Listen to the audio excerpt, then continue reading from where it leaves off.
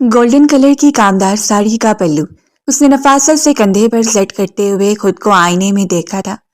بالوں میں کرل ڈال کر اس نے پشت پر پھیلا رکھے تھے، بڑے بڑے جھمکوں کے ساتھ سرخ لبوں کو آپس میں جوڑے وہ دلکش لگ رہی تھی۔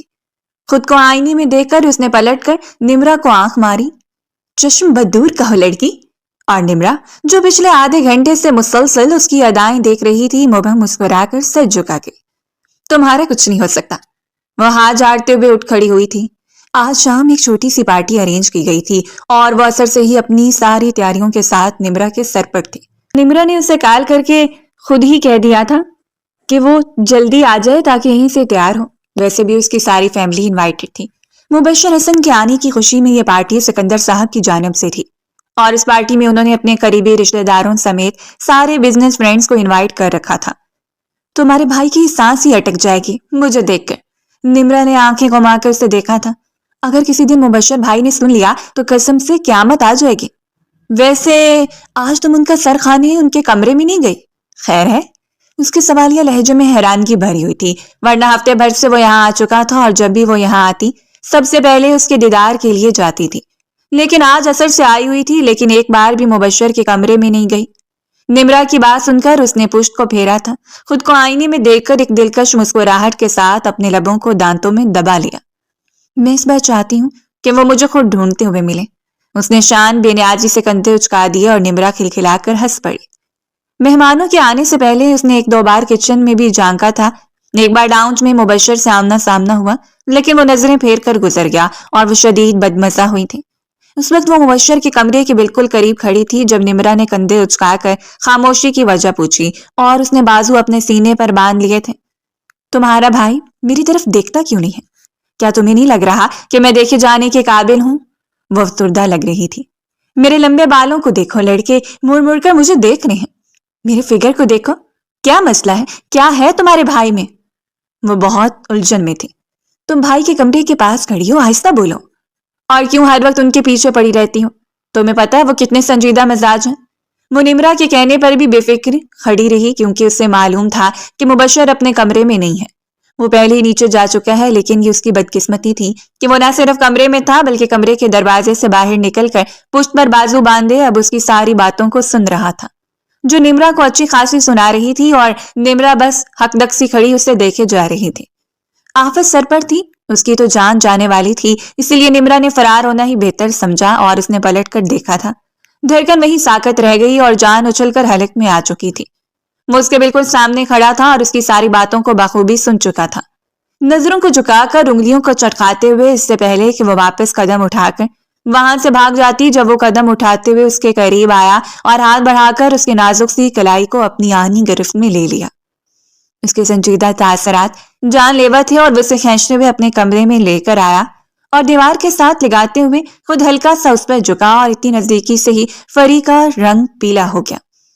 اس کا دل اس قدر شدید دھڑک رہا تھا جیسے کہ پسلیاں توڑ کر باہر آ جائے گا۔ پسینے سے بھیگی ہوئی ہتھیلی اٹھا کر اس نے مبشر کے سینے پر جما کر اس کے اور اپنے درمیان فاصلہ بنایا۔ آخر کیوں تمہاری شوخ جوانی اتنی بے قرار ہے؟ اس کی ساری شوخی و شرارت غائب ہو گئی۔ بمشکل اس نے اپنے حلق کو تڑکیا تھا اور مبشر اس کی حالت دیکھ کر تھوڑا سا پیچھے ہٹا اور پھر الماری کھول کر وہ سارے لیٹرز اور کارڈ اٹھا کر فرش پر دے مارے تھے۔ اس نے چونکتے ہوئے سر اٹھایا، یعنی وہ ان ساری باتوں سے باخبر تھا۔ ابھی 3 دن پہلے ہی اس نے ایک لیٹر اس کے تکیے کے نیچے رکھا تھا اور ابھی اسی لیے اس کے سامنے آنے سے اجتناب کر رہی تھی۔ پچھلے 5 سالوں سے وہ یہاں پر نہیں تھا اور 5 سالوں میں ہر خاص موقع پر وہ اس کے نام کا لیٹر اور کارڈ اس کے کمرے کے کسی کونے میں چھپا جاتی، اور آج وہ ان ساری چیزوں کو اس کے سامنے پھینکتے ہوئے پشت پر ہاتھ باندھے اسے عجیب نظروں سے دیکھ رہا تھا۔ یہ سب کیا ہے؟ کیا تم ساری باتوں کا اظہار اپنی زبان سے کرو گی؟ اس بار اس کا لہجہ قدرے نرم تھا اور اس کے نرم لہجے سے ہی اسے ڈھارس ملی۔ اپنے گلابی لبوں کو تر کرتے ہوئے وہ دوبارہ اپنی روٹین میں واپس آ گئی۔ سر اٹھا کر اس نے بڑی ہمت سے مبشر کی آنکھوں میں دیکھا تھا۔ لو لیٹر ہے، آپ کو پڑھنا نہیں آتا؟ 5 سال ایسی بیرون ملک خوار ہوتے رہے ہیں۔ اور اس کے کہنے پر وہ اس کے دلکشی سے ہلتے ہوئے لبوں کو دیکھتا رہ گیا۔ چلو پھر ایک لیٹر اٹھاؤ اور مجھے پڑھ کر سناؤ، پتہ تو چلے کہ وہ سب کو جو میں نہیں پڑھ سکتا وہ تم کیسے پڑھتی ہو۔ وہ جتنی بھی شوق مزاج لڑکی تھی خود کو بے فکری کے سپرد کرنے والی، اتنا ہی اس کی روح کانپ رہی تھی۔ دل کی بے ترتیب دھڑکنوں کے ساتھ وہ سر جھکا کے اپنی ابھرتی جوانی کو لگام دو. ابھی عمر ہی کیا ہے تمہاری؟ 22 سال. مجھے دیکھو، تم سے 8 سال بڑا ہوں، پھر بھی اتنی بے چینی نہیں چڑھی جتنی تمہیں چڑھی ہے. وہ اس کے پاکیزہ جذبات کا غلط مطلب نکال رہا تھا. مارے تذلیل کے اس کی آنکھیں بھر آئیں جب مبشر نے اس کے بازو کو جھنجھوڑتے اسے اپنے قریب کر لیا تھا. کٹی شاخ کی طرح وہ اس کے سینے سے آ ٹکرائی. مجھے تمہارے اس بھربھرے سراپے میں کوئی دلچسپی نہیں ہے. اس طرح میرے سامنے اگر گھومتی رہو گی تو مجھے مائل نہیں کر پاؤ گی، لیکن اگر اسے اتار دو تو پھر سوچا جا سکتا ہے. اس پر گہرا طنز کرتے اس نے حد پار کر دی جب اس نے سسکتے ہوئے سر اٹھایا اور سختی سے اس کے سینے پر ہاتھ جما کر اسے خود سے دور دھکیل دیا. میں آپ سے محبت کرتی ہوں مبشر. اس کا مطلب ہرگز نہیں کہ آپ میرے ساتھ یہ سلوک کریں. آج سے پہلے وہ کسی کے سامنے اتنا شدت سے نہیں روئی تھی جتنا اس روز شدت سے رو پڑی، اور مبشر نے جھکتے ہوئے سارے کارڈز اور لیٹر اٹھا کر اس کے منہ پر دے مارے. محبت؟ مائی فٹ! بھاڑ میں جاؤ تم اور تمہاری خوبصورتی. مجھ سے کوئی مطلب نہیں ہے. جاؤ میرے کمرے سے. اس سے زیادہ تذلیل، اس سے زیادہ برا سلوک تو اس نے آج تک نہیں دیکھا تھا. دل جیسے کسی نے مٹھی میں دبوچ کے کچل دیا تھا، اور اس مٹھی سے ٹپکنے والی قطروں میں اس کی سارے جذبات بہہ رہے تھے. بھری بھری آنکھوں کے ساتھ اس پر ایک نظر ڈالتے ہوئے وہ کمرے سے باہر نکلی اور باقاعدہ بھاگتے ہوئے سیڑھیاں اتری تھی. اس کی ہائی ہیل کی ٹک ٹک فضا میں پھیلتی گئی، لیکن اسے کوئی پرواہ نہیں تھی. اس روز اسے یقین تھا کہ آج کے بعد فریہ صدیقی کم سے کم اس کے راستے میں آنے کی جسارت نہیں کرے گی. اسے کوئی ملال نہیں تھا.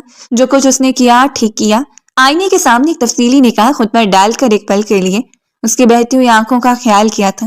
دل میں کچھ دکھ ابھرا اور اگلے لمحے اس نے دکھ کو معدوم کرتے ہوئے خود پر مسکراہٹ کا خول چڑھا لیا تھا. جو اس نے کیا ہے وہ ڈیزرو کرتی ہے، اس سے زیادہ کچھ نہیں. وہ آج سے محبت نہیں کرتی تھی. بچپن سے جب سے اس نے ہوش سنبھالا تھا تب سے مبشر کب اس کے دھڑکنوں میں مقیم ہوا اسے اندازہ ہی نہیں ہوا. یہ کچی عمر کے جذبات کا اتنا پکے رنگوں میں ڈھل گئے اور اس کے لیے خسارے کا باعث بنے، یہ تو وہ نہیں جانتی تھی. لیکن اسے اتنا یقین تھا کہ وہ محبت کی جس مقام پر کھڑی ہے مبشر کے علاوہ اگر کوئی اس کی زندگی میں آئے گا تو اسے وہ مقام کبھی نہیں دے پائے گی. اور پھر فرخندہ بیگم کی خواہشیں جو اسے دیکھتے ہوئے مسکراہٹ سے اسے اپنی ہونے والی بہو کہہ دیتی اور اس کے دل کے تار چھڑ جاتے. اور آج وہ شخص کیا کہہ رہا تھا؟ کون اس کی محبت سے واقف نہیں تھا؟ سکندر صاحب، فرخندہ بیگم، نمرا، حتیٰ کہ وہ شخص خود بھی. لیکن اس روز اس نے پختہ ارادہ کر لیا تھا وہ خود دوبارہ کبھی بھی اس کی راہ میں نہیں جائے گی، دوبارہ ان کے گھر کی دہلیز پار نہیں کرے گی تب تک جب تک کہ اس کے نکاح نامے پر دستخط نہ کر لے. اگر خدا نے اسے اس کی تقدیر میں لکھ دیا تو اسے حاصل کر لے گی، لیکن اب کوشش نہیں کرے گی، کیونکہ اگر اس کی کوشش بدکرداری کے زمرے میں آتی رہی ہے تو کوشش کو ترک کر دینا چاہیے، کیونکہ کردار سے بڑھ کر کچھ نہیں ہوتا. اگلے 3-4 دنوں تک اس نے کسی سے رابطہ نہیں کیا تھا، حتیٰ کہ نمرا کی کالز کا بھی جواب نہیں دیا. اس روز نمرا فرخندہ بیگم کے ساتھ کچن میں کام کروا رہی تھی جب فرخندہ بیگم نے اس کے متعلق پوچھا. فریہ آج کل نہیں آ رہی، کیا ناراض ہے تم سے؟ سلاد کو ٹرے میں سجاتے ہوئے اس نے پلٹ کر انہیں دیکھا تھا. نہیں امی، اس نے میسج کیا تھا کہ اس کی طبیعت کچھ ٹھیک نہیں ہے. فرخندہ بیگم بہت مہذب خاتون تھیں، بچیوں کے معاملے میں بہت حساس. میں اور تمہارے بابا اسی ہفتے ان کے گھر جانے کا ارادہ رکھتے ہیں. مبشر کے لیے فریہ کا ہاتھ مانگنے اور نمرا کا چہرہ خوشی سے چہک اٹھا تھا. سیریسلی امی، آپ نے بھائی سے بات کر لی؟ نہیں، ابھی تمہارے بھائی سے بات نہیں کی، آج شام کروں گی. مجھے نہیں لگتا مبشر کو کوئی اعتراض ہوگا، بہت پیاری بچی ہے ماشاءاللہ سے. فرخندہ بیگم کو تو ہمیشہ سے اس میں اپنی بیٹی کی جھلک نظر آتی تھی. آپ ٹھیک کہتی امی، اور پھر بھائی کو اتنا پسند بھی تو کرتی ہیں، اس بات سے کون واقف نہیں. اس کی آنکھوں سے چھلکتی محبت کا پیغام ہر ایک نے پڑھ رکھا تھا، ہر ایک نے اس پیغام کو ازبر کر رکھا تھا. وہ بولتی آنکھوں والی لڑکی اب صرف خاموش ہوئی تو مبشر کی بے رخی دیکھ کر. لیکن یہ تو قسمت کے فیصلوں پر منحصر تھا کہ کاتب تقدیر نے ان میں کیا لکھ رکھا ہے. کیفے کے کونے میں چہل پہل تھوڑی سی کم ہوئی تھی. اپنی کافی کا مگ ہاتھ میں رکھ کر وہ دلکشی سے مسکراتے ہوئے زارا کو دیکھ رہا تھا. سٹائلش سے کٹنگ اور بااعتماد ڈریسنگ میں وہ مسکراتے ہوئے اپنے کیریئر کے بارے میں بتا رہی تھی، اور وہ یوں سن رہا تھا جیسے کہ وہ دنیا کا سب سے دلچسپ کام ہو.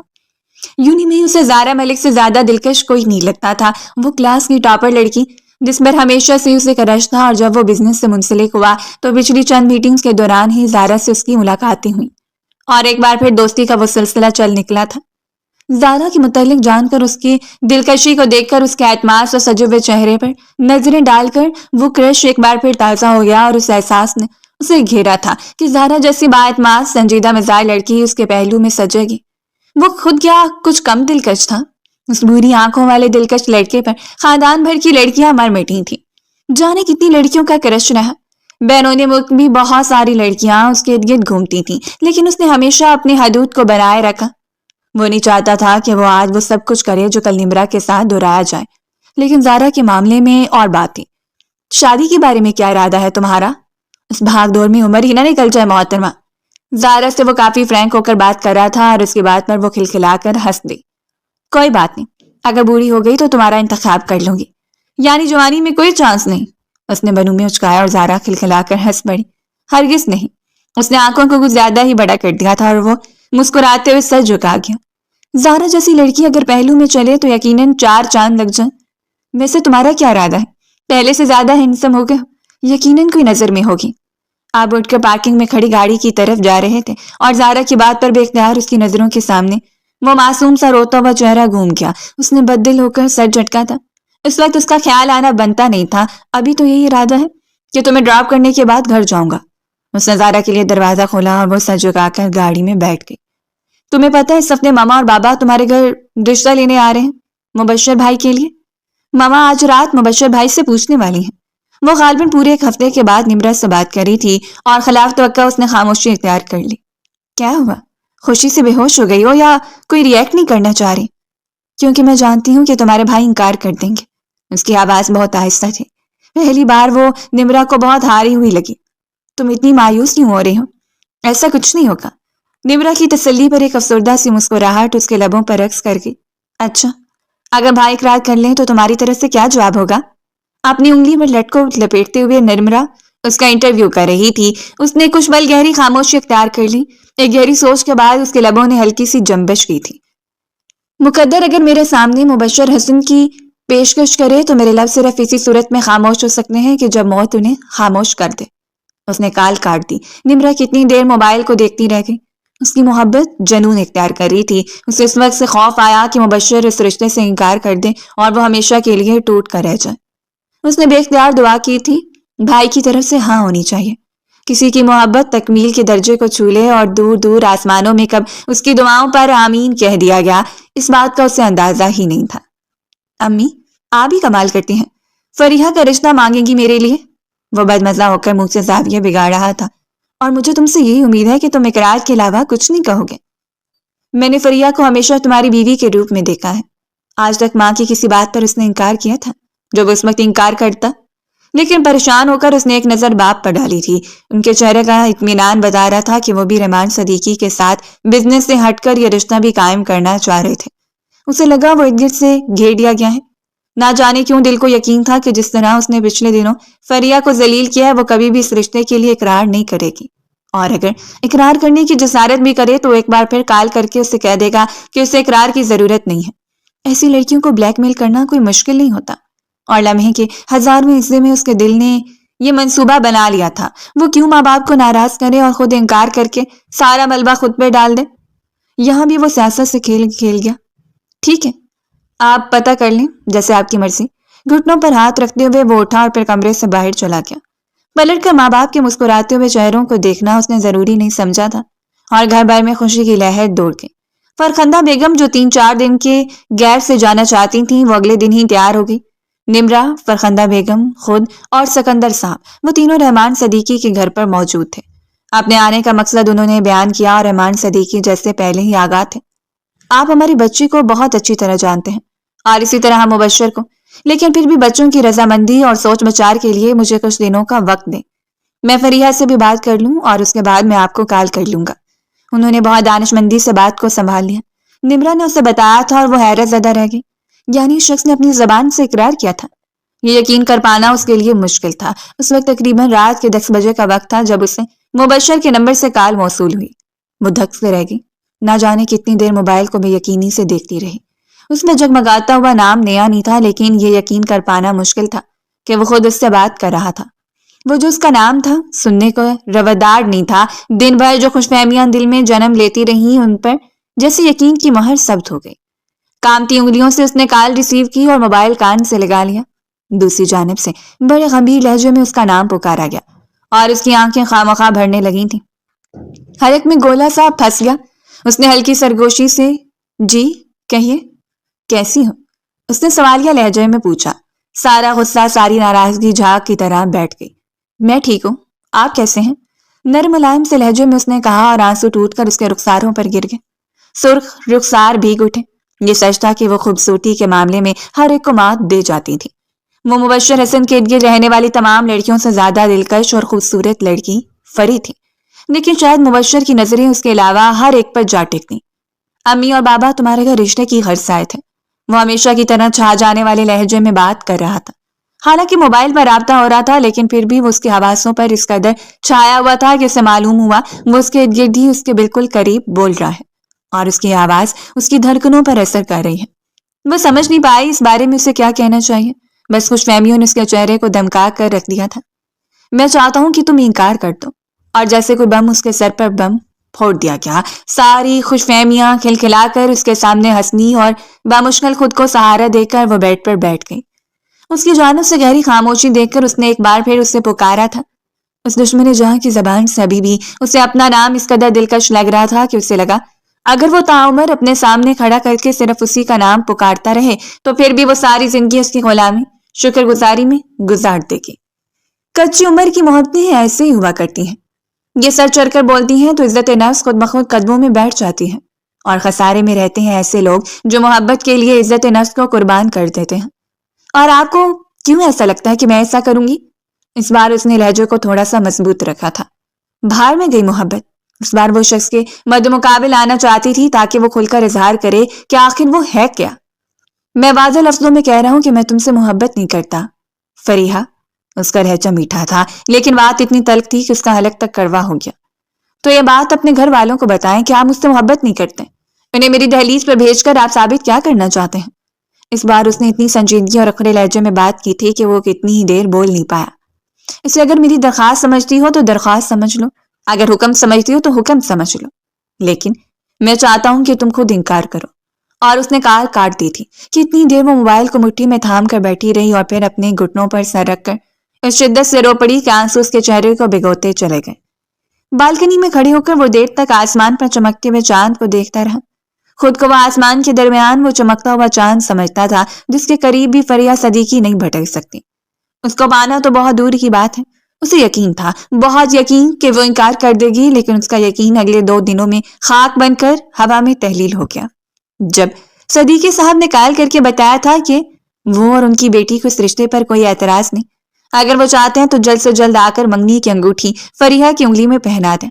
لیکن فرخندہ بیگم اور سکندر صاحب تو اتنے پرجوش تھے کہ انہوں نے خود ہی طے کر لیا وہ ڈائریکٹ نکاح کریں گے، اور نکاح کے چند ماہ بعد رخصتی۔ وہ نہیں چاہتے کہ منگنی میں بچوں کو ایک طویل عرصہ باندھ کر رکھیں۔ خیر سے مبشر بھی خود کو سیٹل کر چکا ہے، رہی بات فریحہ کی تعلیم کی تو وہ شادی کے بعد پوری کر سکتی ہے۔ نمرہ دوڑتے اس کے کمرے میں آئی تھی۔ اس وقت وہ لیپ ٹاپ پر بیٹھا کسی میٹنگ کے متعلق اسٹڈی کر رہا تھا جب اس نے جھانک کر اس کے چہرے کو دیکھا۔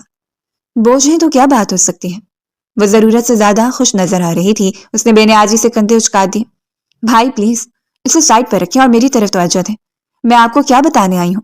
اس کی خوشی کا کوئی ٹھکانہ نہیں تھا۔ بلو کلر کی سمپل سی شرٹ میں اس کے بے فکر بال ماتھے پر بکھرے ہوئے تھے، لیکن وہ پھر بھی دلکش لگ رہا تھا۔ بھائی آپ کی سسرال سے یہ خبر آئی ہے کہ ان کی جانب سے ہاں ہے، بس اب جلد سے جلد نکاح کی ڈیٹ فکس کرنی ہے۔ اور وہ دھک سے رہ گیا۔ پہلی بار اسے لگا تھا کہ اس کا دماغ کام کرنا چھوڑا ہے۔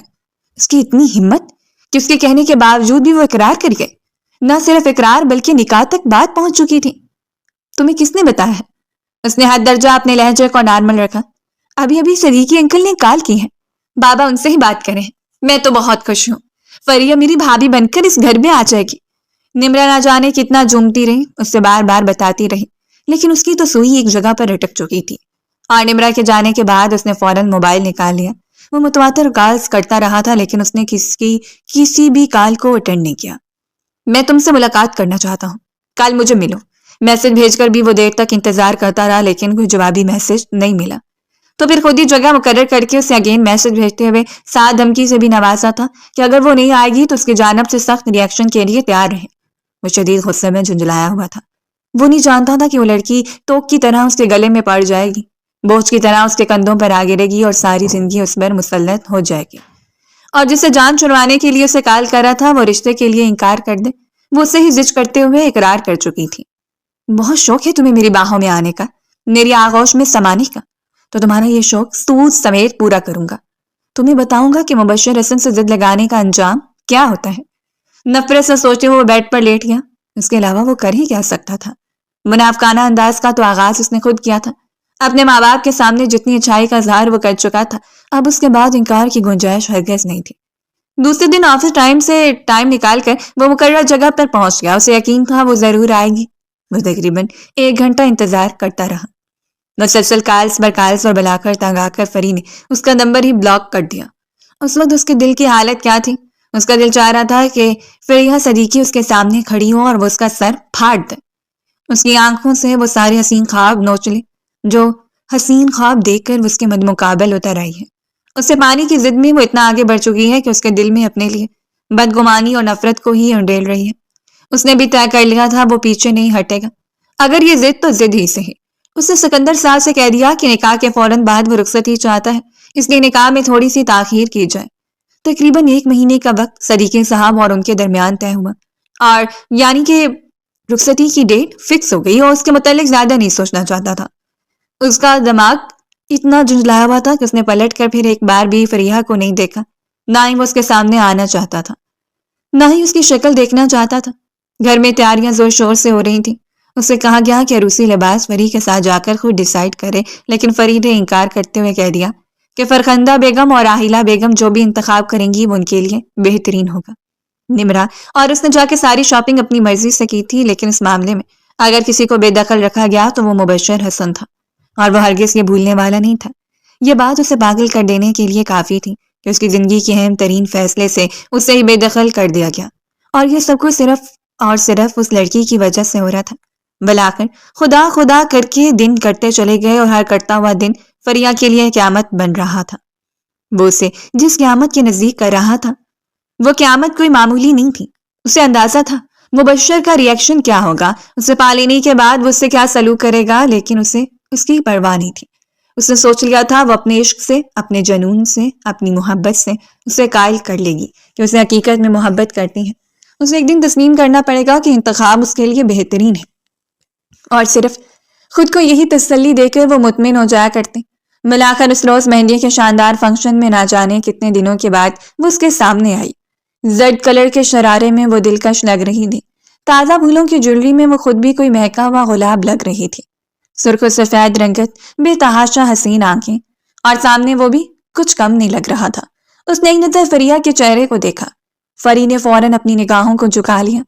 جتنی دیر اس کے پہلو میں بیٹھی رہی وہ انجان بن کر بیٹھا رہا۔ حقیقت یہ تھی کہ اسے باور کروانا چاہتا تھا کہ اس کے لیے کوئی معنی نہیں رکھتی، اور اس چیز نے فری پر جیسے کوئی فرق نہیں ڈالا۔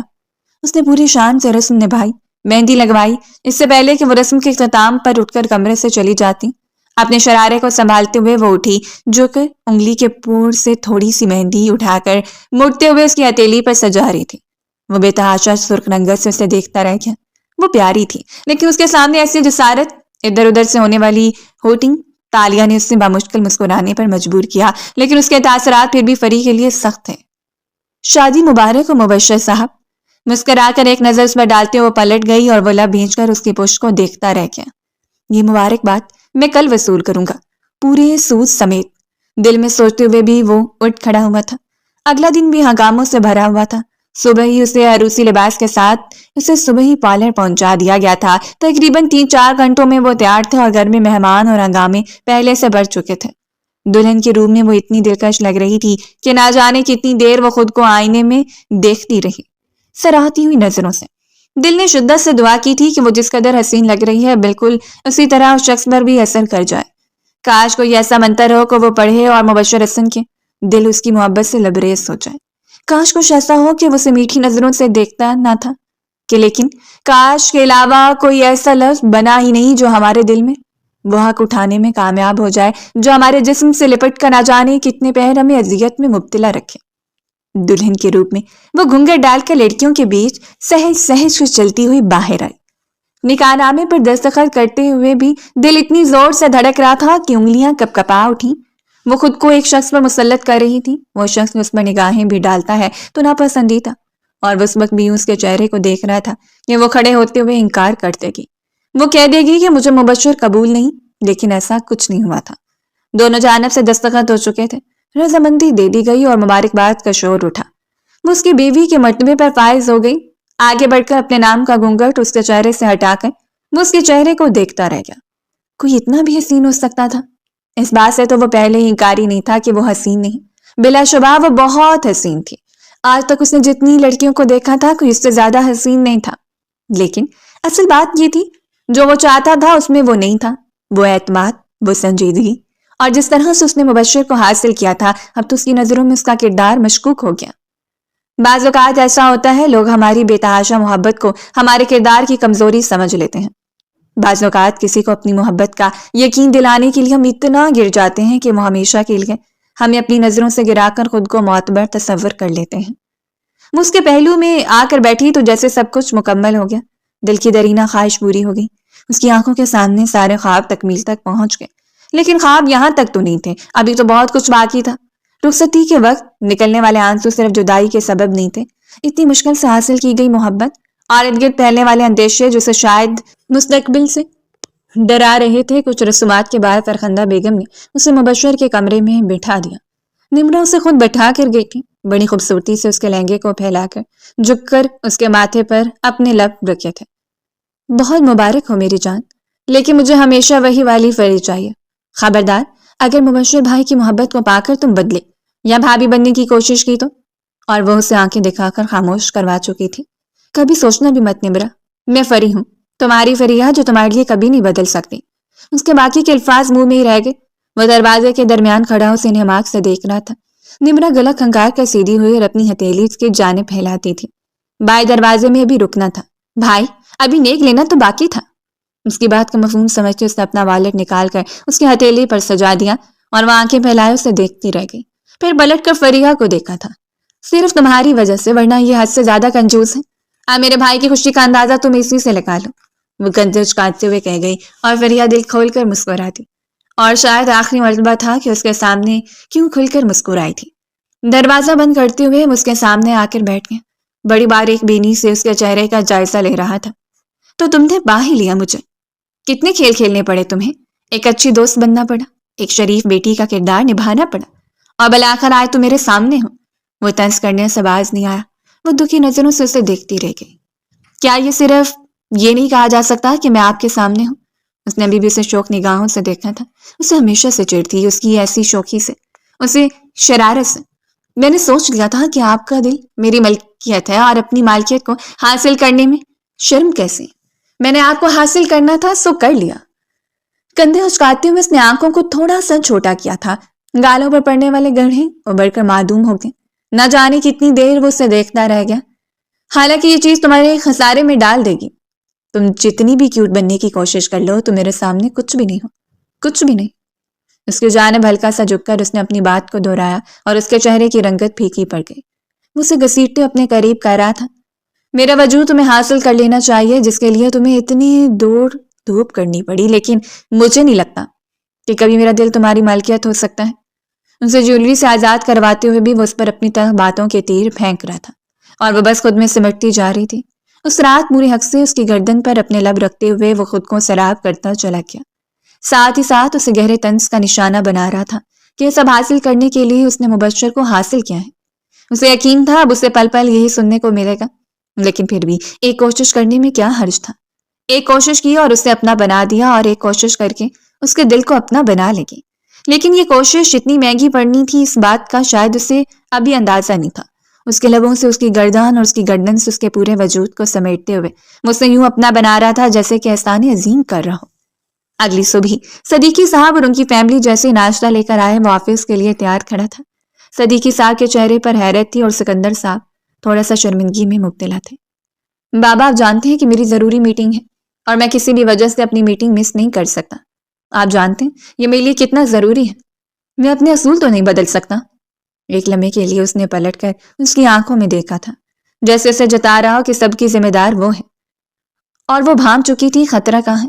جلدی سے آگے بڑھ کر اس نے صدیقی صاحب کے بازو پر اپنا سر رکھا تھا۔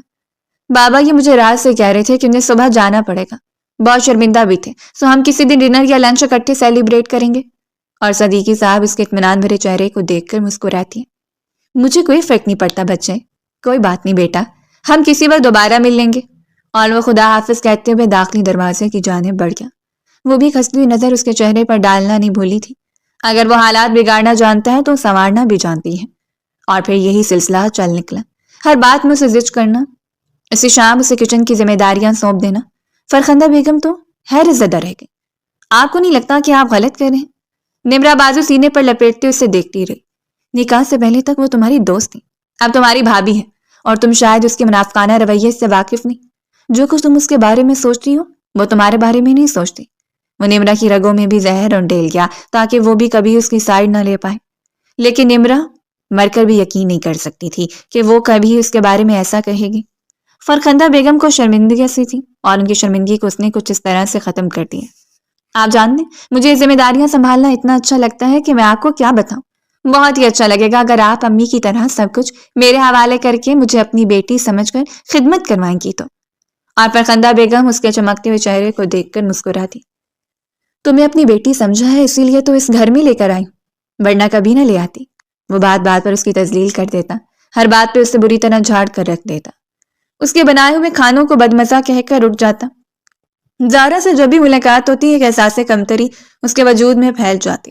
اس کا ہر وقت اٹکلیاں کرنا، شرارت سے نظریں گھما کر بات کرنا، اس کی منفی باتوں پر بھی مثبت باتوں کو ڈھونڈ لینا، بار بار اس کے قریب چلے جانا اور اس کے جھٹکنے پر بھی مسکرا کر دور ہو جانا، یہ سب اسے نظر نہیں آتا تھا۔ وہ جو اس کے لاکھ تلخیوں کے باوجود بھی اسے بستر پر دستیاب ہو جایا کرتی تھی، یہ اس کے لیے معنی نہیں رکھتا تھا۔ اس کے لیے اگر معنی رکھتا تھا تو زارا جیسا اعتماد، زارا جیسی انڈرسٹینڈنگ، وہ میچورٹی، اور وہ جہاں کی امیجی اور لڑکی جسے صرف کھلکھلا کر ہنسنا آتا تھا، جسے بغیر مسکراہٹ کے بات کرنا ہی نہیں آتا تھا۔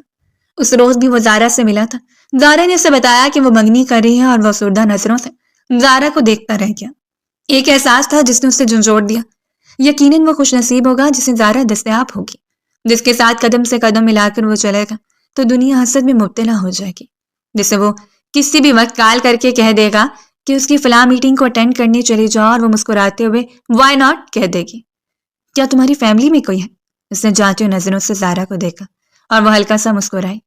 میرا ماموں زاد کینیڈا میں مقیم ہے، ایک عرصے سے ہم ایک دوسرے سے منسلک ہیں، ایون ہم ایک دوسرے کو پسند کرتے ہیں۔ وہ بس اس کی مسکراتے ہوئے چہرے کو دیکھتا رہ گیا۔ بیسٹ آف لک۔ اور زارا کے چہرے پر بکھرتے ہوئے رنگوں سے وہ واقف تھا۔ وہ شاید اس کینیڈین ماموں زاد کو محبت کرتی تھی۔ آج زارا کی محبت اسے ستائش میں مبتلا کر رہی تھی۔ وہ رشک بھری نظروں سے اسے دیکھتے ہوئے اس لڑکی کے بارے میں سوچ رہا تھا جس کے مقدر میں زارا ہوگی، ویل ایجوکیٹڈ لڑکی۔ زارا بھی وہی محبت کر رہی تھی جو محبت فری اس سے کرتی تھی۔ فرق صرف اتنا تھا کہ فریا کی محبت کی اس کی نظروں میں کوئی ویلیو ہی نہیں تھی۔ سکندر صاحب نے اسے کال کر کے کہہ دیا کہ فریا صدیقی صاحب کے گھر ہے، اسی لیے ڈنر کے بعد اسے لیتا ہے، اور ڈنر بھی لازمی اسے صدیقی صاحب کے ساتھ ہی کرنا ہوگا کیونکہ ان کی فیملی انسسٹ کر رہی ہے۔ اپنے بیٹے کے بگڑے ہوئے انداز وہ دیکھ رہے تھے۔ سارے راستے اس کے ذہن میں زارا کی باتیں چلتی رہیں۔ اس نے زارا سے کبھی محبت نہیں کی تھی، لیکن پھر بھی دل میں خواہش تھی کہ زارا جیسی لڑکی اس کی دلہن بنے۔ اگر زارا جیسی ہی بنے تو زارا کیوں نہیں؟ لیے دیے انداز میں ہی وہ ڈنر کر گئے، فریا کو لے کر وہاں سے نکلا۔ آج شام ایک دوسرے کے ساتھ گزار لیں ہسبینڈ جی، کہیں گھومنے چلیں؟ اس نے گردن گھما کر اسے دیکھا تھا۔ ساری دنیا کے جگنو اس کی آنکھوں میں ٹمٹما رہے تھے اور نہ جانے کس احساس کے تحت اس نے گاڑی موڑ دی۔ رکیں، پلیز بات سنیں، رکیں۔ اس کے بازو پر جلدی سے ہاتھ مارتے ہوئے وہ نہ جانے کی شدت سے کہہ کر سامنے سڑک پر دیکھ رہی تھی جہاں ریڑھی پر گول گپے سجے ہوئے تھے۔ اس نے حیرت سے دیکھا، کیا تم انہیں کھانا چاہتی ہو؟ وہ سوالیہ نظروں سے اسے دیکھتے ہوئے پوچھ رہا تھا، اور اس سے پہلے ہی وہ گاڑی سے اتر کر ان کے سامنے جا کر کھڑی ہو گئی۔ اس کے سامنے ہی وہ ایک سے ایک منہ میں لے جا کر کھا رہی تھی اور وہ بے یقینی سے اسے دیکھے جا رہا تھا، جس کی آنکھیں سرخ ہو رہی تھیں، آنکھوں سے بہتا ہوا پانی، سرخ ہوتی ناک، اس کے سامنے بالکل بچوں کی طرح چلبلی حرکتیں کرتے ہوئے گول گپے کھاتی گئی۔ اور نہ جانے کب زارا کی شخصیت، اس کی باتیں اس کے ذہن پر بری طرح سوار ہو گئی۔ اسے لگا تھا وہ یہ سب اسے زج کرنے کے لیے کرتی ہیں، وہی سب کچھ کرتی ہیں جو اسے پسند نہیں ہوتا، اور ایک انجانی سی سوچ نے اسے اپنی لپیٹ میں لے لیا۔ وہ اٹھ کھڑا ہوا، گاڑی سے نکل کر وہ اس کے قریب جا کر کھڑا ہو گیا۔ ہر دوسری شام تو اسے ضد لگاتی تھی کہ گول گپے کھانے چلے۔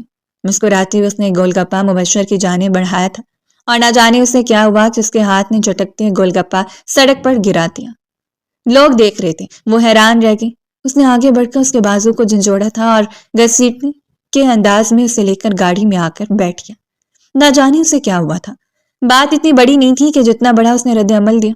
اس چھوٹی سی بات کا بتنگر بنا کر وہ کمرے میں بھی اس پر دھاڑ رہا تھا اور وہ سہم کر اس کی آنکھوں میں دیکھ رہی تھی۔ میری زندگی عذاب ہو گئی ہے ایک تمہاری وجہ سے۔ تمہارا بچپنا کیوں نہیں ختم ہو رہا؟ آخر تم چاہتی کیا ہو مجھ سے؟ میری جان چھوڑ کیوں نہیں دیتی؟ اس نے آگے بڑھ کر نرمی سے اس کے ہاتھ کو پکڑا تھا۔ آہستہ بولے مبشر، کیا ہو گیا ہے؟ وہ بہت نرم لہجے میں بات کر رہی تھی اور اس کے چھونے کی دیر تھی مبشر کا ہاتھ گھوما اور اس کے نازک سے رخسار پر اپنی چھاپ چھوڑ کے کمرے میں آتی ہوئی فرخندہ بیگم وہیں دروازے میں کھڑی رہ گئی۔ ان کا بیٹا اس حد تک جا سکتا تھا انہوں نے کبھی بھی نہیں سوچا تھا۔ چند لمحوں کا سکون میری زندگی میں بھی آنے دو، جان چھوڑ دو میری، تنگ آ گیا ہوں میں تم سے۔ وہ اتنی شدت سے دھاڑا کہ کمرے کی ہر چیز لرز کر رہ گئی۔ فرخندہ بیگم نے کچھ نہیں دیکھا تھا، وہ تیز تیز قدم اٹھا کر آگے بڑھی اور ایک ایسا ہی تھپڑ اس کے دائیں رخسار پر دے مارا۔ ان کے ہاتھ میں پہنی ہوئی انگوٹھی اس کے رخسار کی ہڈی پر لگی، شدید سرخ نشان ابھر آیا۔ وہ تو چند قدم ہی دور کھڑی تھی، آنکھیں ساکت ہو کر اس شخص پر جمی تھی۔ میں تو اس روح سے شرمندہ ہوں کہ جب میں نے تمہاری پرورش میں کوئی کمی چھوڑ دی۔ فرخندہ بیگم کا دکھ سے برا حال تھا، کمپرومائز کے لیے کچھ بچتا ہی نہیں تھا۔ گھر کی بات گھر میں رہ جاتی، یہ بہت دقیانوسی خیال ہے۔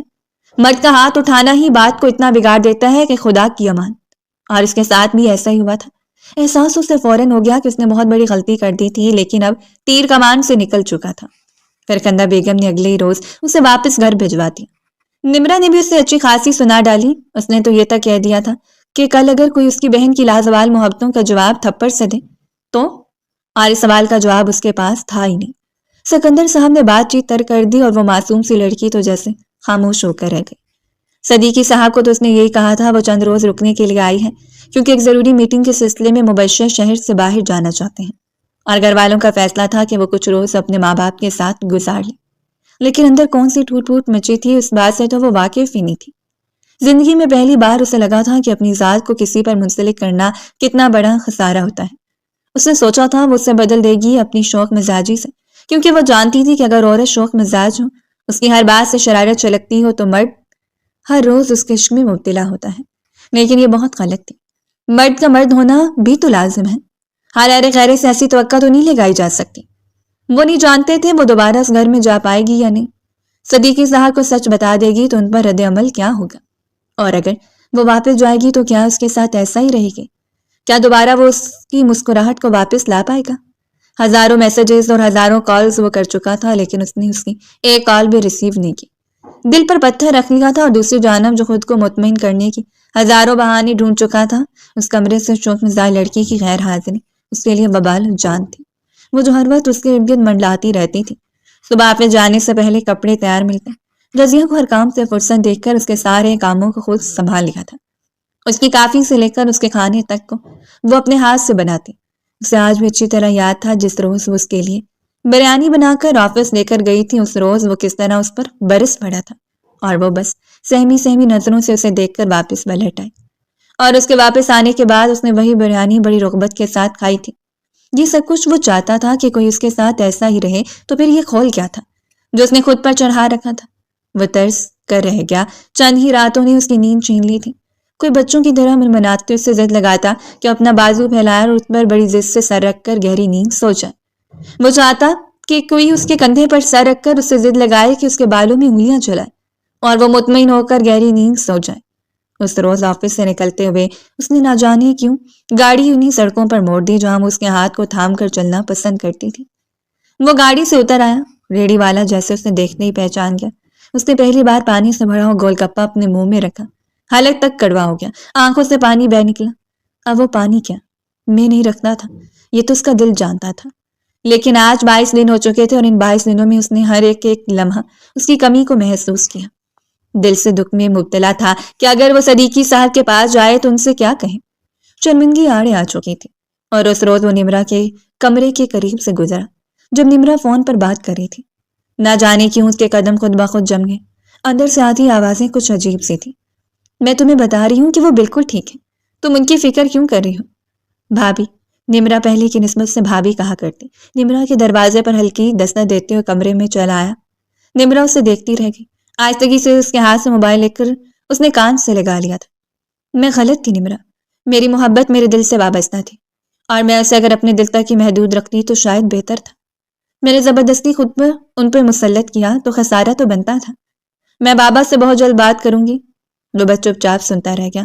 اب تم کچھ بولو گی بھی یا اپنے خلوص بھائی کی طرح بس میری باتوں کو سنتی رہو گی اور خاموشی سے دیکھتی رہو گی؟ میں چاہتا ہوں کہ اس بار تم بولتی رہو اور میں سنتا رہوں۔ اس نے آہستگی سے دہرایا۔ نمرا تو کب کی کمرے سے باہر جا چکی تھی اور دوسری جانب موجود لڑکی کی دھڑکن وہیں ساکت رہ گئی۔ اختیار اس نے مٹھی نے اپنی سینے پہ جما لی۔ آج وہ کیا کہہ رہا تھا؟ وہی جو وہ سننا چاہتی تھی، یا پھر سے کوئی خواب تھا جو اس نے اپنی آنکھوں میں سجا لیا؟ کوئی خوشگوار احساس جو اسے لپٹ کر پاگل بنا رہا تھا۔ آنسو اس کی آنکھوں سے بہتے ہوئے اس کے گلابی رخساروں کو بھگو گئے۔ میں نے بولنا کم کر دیا مبشر حسن۔ اس بار وہ اکیلی نہیں رو رہی تھی، اس کے ساتھ وہ خود بھی رو رہا تھا، جو اسے اکثر رلایا کرتا۔ کل ایک ملاقات کر لو مجھ سے، میں تمہیں دیکھنا چاہتا ہوں۔ بے قراری کا یہ عالم تھا کہ وہ منت کر رہا تھا۔ انکار کے ساتھ اس نے کال کاٹ دی اور اگلے کتنے ہفتوں تک وہ اصرار کرتا رہا۔ اب تو اس کے گھر والوں کو بھی اندیشہ ہونے لگا تھا کہ شاید وہ کسی لڑائی کے سبب یہاں اتنے ہفتوں سے رکی ہیں، لیکن سب خاموش تھے۔ وہ ہر شام ان کے دروازے پر آ جاتا، اس سے ملاقات کرنا چاہتا، اور وہ ہمیشہ کی طرح انکار کرتے ہوئے اسے واپس بھیج دیتی۔ وہ نہیں جانتا تھا کہ یہ سب کب ختم ہوگا، لیکن حقیقت یہ تھی کہ یہ سب کچھ اسے اندر سے کھائے جا رہا تھا۔ اس روز وہ آ کر فرخندہ بیگم کے قدموں میں بیٹھ گیا۔ ان کے گھٹنوں پر ہاتھ رکھے وہ بے قرار نظر آ رہا تھا۔ انہوں نے اس کی آنکھوں کا وہ پیغام پڑھ لیا تھا۔ بالکل اسی طرح بیٹھ جانا، بالکل اسی طرح اس کے ہاتھوں کو تھام کر اس کی آنکھوں میں دیکھنا ہے، اور مجھے یقین ہے وہ ہر بات بھول جائے گی۔ بیٹا، امی میں بیٹھنے کے لیے تیار ہوں، میں ایک بار نہیں 100 بار بیٹھ جاؤں گا، لیکن مجھے یقین دلائیں کہ میں اسے دوبارہ مسکراتا ہوا دیکھ لوں گا۔ امی اب کمرہ مجھے کاٹ کھانے کو دوڑتا ہے۔ مجھے وہ احساس تنہائی جیتے جی مارا ہے۔ زندگی میں پہلی بار وہ کسی کا نام لے کر اظہار محبت کر رہا تھا، اور وہ نام فریہ کا تھا۔ کچھ لوگ اختتام پر بھی محبت کے سکندر بن جایا کرتے ہیں، اور اس کا نام ان چند لوگوں میں سرفہرست تھا۔ اس روز وہ ایک مار بہن کے گھر گیا، جیسے فرخندہ بیگم نے کہا تھا، بالکل ویسے ہی وہ سب کے سامنے گھٹنوں کے بل اس کے سامنے بیٹھ گیا، اور وہ کانپتے ہوئے اٹھ کھڑی ہوئی۔ دل پر ہاتھ رکھ کر وہ سسک پڑی تھی۔ بھلا اپنی محبت کو اپنے سامنے گھٹنے ٹیکتا ہوا کون دیکھنا چاہتا ہے؟ یہ سب رسمی باتیں ہیں کہ محبوب قدموں میں، یقین کریں جس روز محبوب قدموں میں آ جائے اس روز جان اچھل کر حلق میں آ جاتی ہے، اور فریہ صدیقی کے ساتھ بھی ایسا ہی ہوا تھا۔ اس کی تو جان اچھل کر حلق میں آ چکی تھی۔ دل گویا بس پسلیاں توڑ کر باہر آنے لگا، اور اس کے سامنے بیٹھا وہ بڑی محبت سے اس کے چہرے کو دیکھ رہا تھا۔ میرا جرم قابل معافی نہیں ہے، میں نے ایک مسکراتی لڑکی کی مسکراہٹ کو روندنا چاہا، لیکن اگر میں وہی مسکراہٹ واپس دلانا چاہوں تو کیا تم میرا ساتھ دو گی؟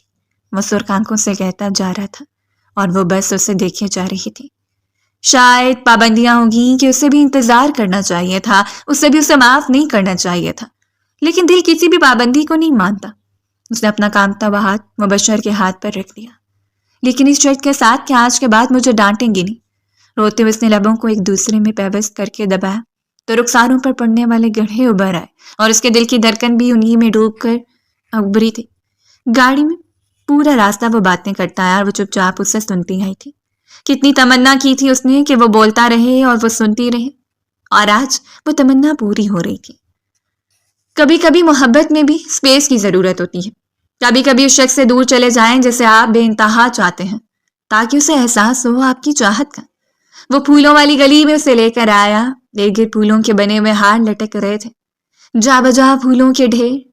یہ بہت عام تھا لیکن بہت دلکش، اور ویسی جگہوں کو ہی تو پسند کرتی تھی۔ اس نے اپنے ہاتھوں سے سرخ گلابوں سے بنی ہوئے گجرے اس کی کلائی کی زینت بنا دیے۔ خوشگوار سی خوشبو جیسے اس کی روح کو بھی معطر کر گئی۔ گھر چلیں، آپ کی ساس صاحبہ آپ کی منتظر ہوں گی، اور میری طلب تو اس قدر زیادہ ہے کہ پوری رات آپ کو چین نہیں لینے دوں گا۔ محترمہ، وہ سرشار اتنی مسکراہٹ سے اسے دیکھ کر سرگوشیانہ کہہ گیا، اور وہ اسے آنکھیں دکھا کر کلکلا کر ہنس پڑی تھی۔ پہلی بار وہ اسے ہنستے ہوئے یوں دیکھ رہا تھا جیسے کہ وہ اس کی روح میں اتر رہی ہو۔ محبت اس قدر آپ پر حاوی ہو جاتی ہے جب آپ اس احساس کو خود پر حاوی کر لیں کہ کوئی آپ کو چاہتا ہے اور بے تحاشا چاہتا ہے، کیونکہ چاہنے سے چاہ جانے کا اثر زیادہ ہوتا ہے۔